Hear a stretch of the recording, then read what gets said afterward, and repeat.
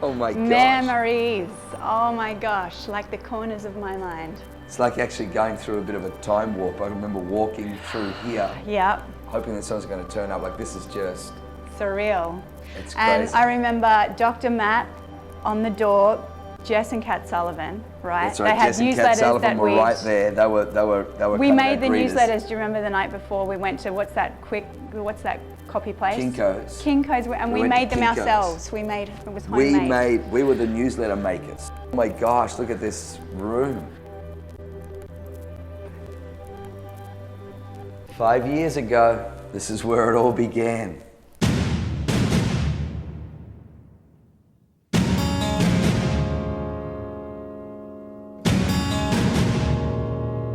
I can remember, we were youth pastors and we were going to take our youth conference Phenomena on the road, and we sat with Pastor Phil, and he's like, nah, I kind of feel like there's a church in you and you guys need to pray about planting a church. So we prayed about it and we thought, well, a great place to plant a church would be the Gold Coast. Love the Gold Coast, and that way we could stay in Australia. And then God really spoke to us, mainly through Pastor Phil suggesting, hey, I want you to go to San Diego. We're like, San Diego, that's not even in Australia. And he's like, no, it's in Southern California. So we're like, man, Southern California, we don't know anybody there. And I didn't want to go because I thought, well, here it'd be a whole lot easier to build because I speak at all the big conferences and everybody knows me, and we'll pull crowds when we start a church. It'll be fantastic. It'll be a whole lot of easy work.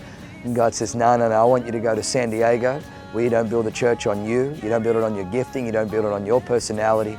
You build it on my word, on my spirit, and on faith in me. So we came to San Diego not knowing anybody. I remember this was the 4th of July, we flew in, fireworks are going off everywhere, and there's no one at the airport to pick us up. Our accommodation had fallen through. I remember putting the kids to bed and bringing up all the luggage and going down. I couldn't remember whether I'd locked the car, got down, and as I locked the car, I'm standing there, I was just overwhelmed with the feeling of what have I just done? I've moved halfway around the world to this city that is completely ignorant to us even being here, and I just felt the devil say, you're going to fail. And no sooner had the devil finished speaking that God spoke and says, I haven't called you here to fail. I've called you here to succeed. You're going to see that I'm building my church. We had, how many people? 56, and I remember coming in and seeing we had Don Tardif, Naomi, Kai, Kalia, Pete Torado. Over here, Josh Ulig, I think, was here on the first day. Yvette Williams with her niece. That's right. Do you remember that? That's right. The stage was here. We here. had the stage right here.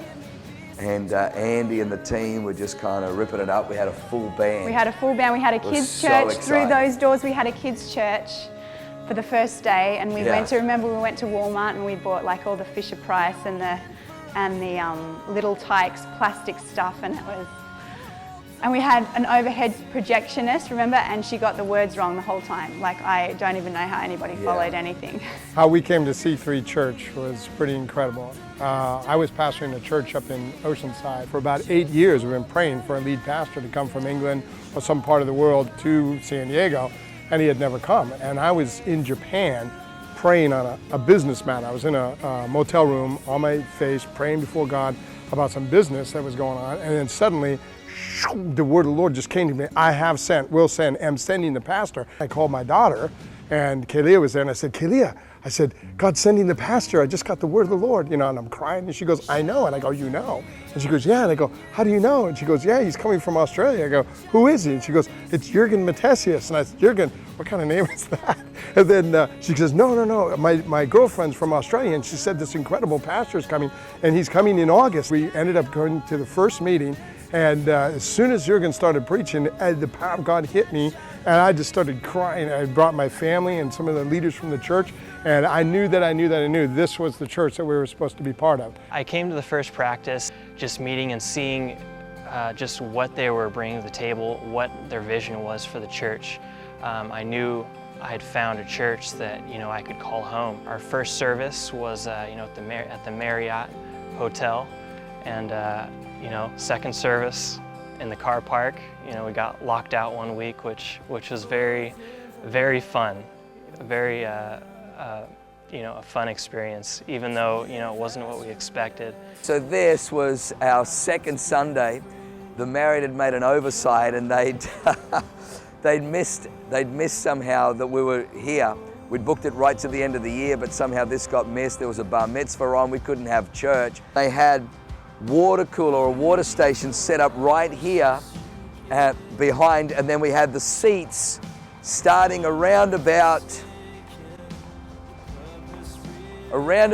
here, where those spaces are. That was the stage. So we had the full band up there.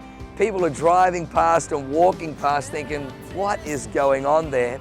The first day that we went to the church was in October, the end of October of 2005. And when we came and drove up into the Rancho Penasquitas to Adobe Bluffs, there was this young man out in the parking lot, and he looked like he was parking cars. And so I told my wife, I said, you know, that looks like the pastor. So we drove up to the parking space, and he was greeting people as they drove up into the parking lot. So this was really something unique for me that was really powerful, that really spoke to me. So here is the nightmare, the maze. Now we had a sign just over here on the trees that they kept ripping down, and the school was down here. And I think the thing that I liked about the school when I first drove in here was the fact that it had plenty of parking. And being the eternal optimist, I came in here thinking, oh yeah, no, it's not too bad to find. And then after about the third or fourth week of people saying, we tried to come last week, but we couldn't find it, I realized that we probably made a little bit of a boo-boo. But miraculously, the church kept growing. We moved here, we had about 100 people. We very, very quickly grew to 300 people. Then we had Tim Hall come through, and he kind of did a big move of God, and we lost 150 people. So this is where we had church, right in there. That was the building. In fact, that was the entrance. I think for the first month that we were at the church coming in, we sat in the pew, and all we could do was weep, because we knew this is where God had wanted us to come. And so we've been planted here ever since. And the idea of being too old or church being too young has since fell by the wayside, because there's a place for everybody. Well, I started coming to C3 after attending one of Michael Pitt's services. My niece ends up coming to town for a week, a couple of weeks, should I say, to visit with me. And so we went to C3's first Sunday as a church, and she's sitting there, she says, this is where you belong.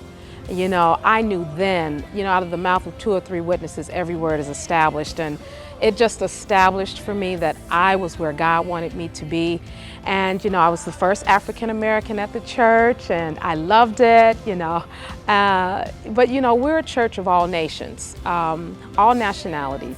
I say we're a mountaintop, valley low type of church. So regardless if you're up today or you're down today, this church opens up the doors for you. And so I'm glad I'm here, and I'm here for the long haul. One of the things that sticks out to me is when I first started, we didn't have a guest lounge, and I was asked to be a part of the guest lounge, and I'm like, why do you want me in the guest lounge? I'm so not friendly, and I don't like talking to people. But God really was like, kind of challenged me, and I was like, all right, I'm going to stretch and I'm going to grow. And I did the guest lounge, and I've met people that, I met my roommate in the guest lounge and in Connect Group, and I was in Audrey's wedding, and I met her at the guest lounge and in Connect Group, and it's been an amazing turn of events, and the relationships that I've built would probably be one of the best things that's come out of C3. Just the amount of incredible ministries we've been able to have through our church, because we left our church well. Pastor Phil and Chris left us and they sent us blessed, didn't they? Yeah. And they've both been here. We've had Brian Houston and Danny Guglielmucci, Russell Evans, Planet Shakers Band, Chris Hill. Yeah. John and Lisa Bevere have come. We've been so blessed, I think. Cy Rogers. Like, we've really had world-class ministry. We'd always kind of felt that. We always felt that, you know, that because God was sending us to a city that was unknown, He was going to send to us people who were well-known. Jurgen and Leanne Matthesius, you legends. One of those brave young couples who've launched out, left the shores of their homeland to plant a great church, a C3 church there in the USA, in San Diego. We're so proud of you.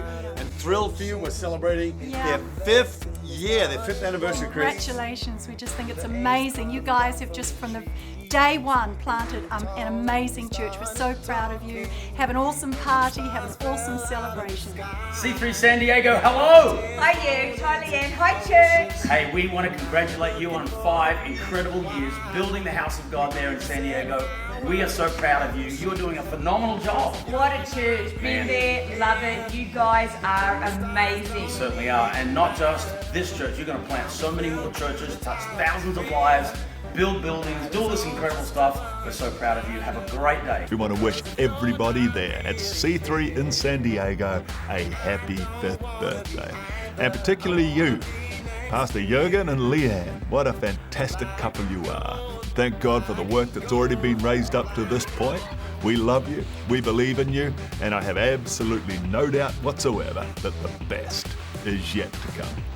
Jurgen and Leanne, 5 years. I can't believe that, your 5th anniversary.